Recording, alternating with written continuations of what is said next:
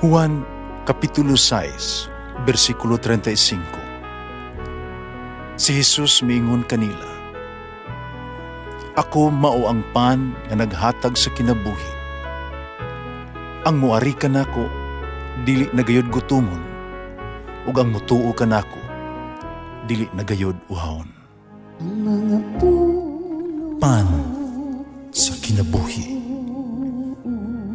maglikon unta sa mong pagtuo ug gagakabi sa pagtuman sa imong mahal nga kasuguan.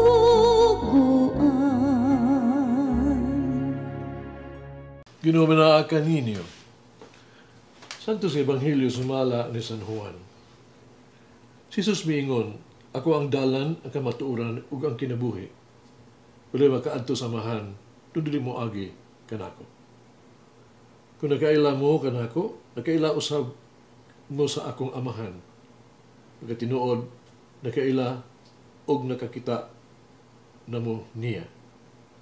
Nangutan na si Felipe, "Ginoo, pagitae mi sa amahan, iguro na." Mitubag si Jesus, "Dugi na akong nakig-uban ninyo, wala ka gihapon makaila kanako, Felipe. Ang nakita nako, makita usab sa akong amahan. Nung miingon ka, pagkita ako sa amahan, wala ba ka mutuo na naa ako sa amahan, amahan aniya kanako? Wala ba gikan nako ako ang isulti, ang amahan nga mo'y nagpuyo dinhi kanako, naghimo sa iyang gibuhaton. Tuhi iko, believe, sa ako ang pag-ingon, na naa ako sa amahan, nga amahan niya kanako. Tuhi iko, labing minos, tungod sa gimatuod sa ako ang mga buhat. Sa pagkatinuod, sultihan ko kamo, na nagtuo kanako upadayon sa ako ang mga buhat. Kani nagbuhat siya labaw pa, kay moadto man ako sa amahan. Ang inyong pangayoon sa akong ngalan, akong buhaton, himayaon ang amahan diha sa anak. O ang pangayoon ninyo na nagtawag sa akong ngalan, akong buhaton." Ang Ebanghelyo sa Ginoo. Pasalamati ang Ginoo kay siya maayo, ang iyang gugma mulungtad hangtod sa kahangturan. Pasalamati ang Diyos sa tanang mga Diyos, ang iyang gugma malungtaron. Pasalamati ang Ginoo sa mga Ginoo, ang iyang gugma malungtaron.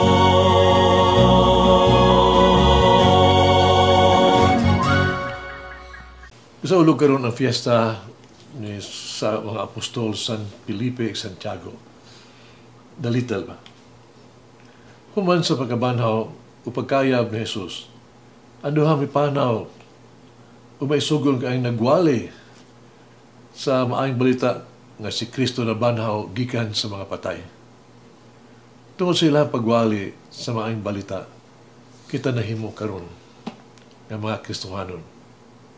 Gihatag ni Felipe ug Santiago ang ilang kinabuhi isip ka mga martir sa pagtuo. Ilang apostolikanhong buhat o pagkamartir nahimong ilang kabilin alang sa unang simbahan.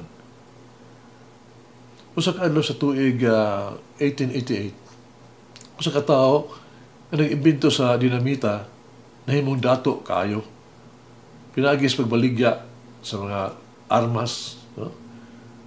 Sa kamatayon. Usa ka adlaw nagbata siya sa pagbasa sa iyang kaugalingong death notice, no? Samantalaan. Ang tinuod, iyang igsuon ang namatay apan usa ka reporter na sayop sa pagsulat sa iyang istorya sa kinabuhi o sa kamatayon. Karon sa unang higayon nakita sa tao ang iyang kaugalingon sama sa pagtan-aw sa kalibutan kaniya. Isip hari sa dinamita, Dynamite King. Pero sa kalibutan siya giila lamang nga usa ka magpatigayon sa kamatayon, merchant of death. O siya hinunuman tungod siya lamang ni Ana. Nalisang siya, nagbasol siya. Ang iyang imbensyon gigamit alang sa pagdaot. Dautang katuyuan. Usa nagbilin siya dakong pundo. Ang interes ni ini gamiton sa ka-foundation. Ang interes ni ini gamiton pagtukod, pagsuporta o paghatag og premyo alang sa labing bililhon sa tanan nga mga tao kada tuig. Ganti na Nobel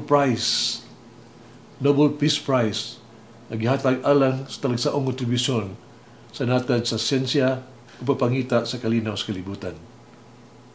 Ang premyo, nga kapenso sa kamilyon nga dolyar, gihatag kanunay di seremonya kada Desembre diya sa Oslo, Norway. Ang Swedish nga chemist industrialist nga si Bernard Alfred Nobel, hinunduman karon dili isip dynamite king o hari, kundi usa ka tawo sa kalinaw. Ato ang kinabuhi, mahimong dili sama sa talagsaon sa kinabuhi ni San Felipe na Santiago o ni Alfred Nobel. Apang gilauman nga magbiling kita og usa ka kabilin.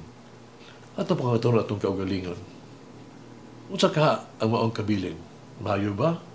Kini o dautan? May nagtampo ba nga ta? Bisag gamay sa paghimo ni ining kalibutan nga mas maayong puyanan? Ikaw lang ug ako sa hinladman sa itong kasing-kasing makatubag ni anang mangutanahan. Magampo kita. Amahan, pasalamat ko kanimo sa gahom sa pagkabanahon ni Jesus sa itong Ginoong Jesucristo. Mahal kini usa ka maayong balita. Ugahin lang kami ug kadiyot karon aron lang magpasalamat kanimo. Salamat Ginoong Jesus. Kay ikaw wala lamang mamatay sa krus alang sa mga sala, kundi nabanhaw ka gikan sa mga patay. Aron kami makabaton ug madaugon. Kristohanong kinabuhi dinhi sa yuta sama sa langit. Amahan tuguti ang tanang nga naglakaw sa gakom sa kamatuoran sa makabanhaw. Ako na nag-ampo sa ngalan ni Jesus. Amen. Mama Mary, teach me to know your Son as the way, the truth, and the life. Malangin ang Diyos magagawin sa tanan, Amahan, Anak, Espiritu Santo. Amen.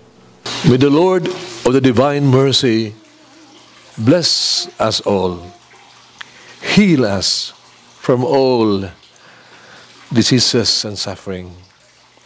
Ayun unta niya kita, tanang mga sakit na sa lawas, o sa kalag, body and soul. In the name of the Father, the Son, and of the Holy Spirit. Jesus, I trust in you. Amen. Whoever eats the bread of life will never hunger, says the Lord. Kay galaan inyong nabati ang pagpaambit ug hamubong pamalandong sa pulong sa Dios pinaagi sa tulumanon. Pan sa kinabuhi nga gidumala ni Monsignor Daddy Silva. Hangtod na usab sa sunod higayon, daghang salamat. The bread of life.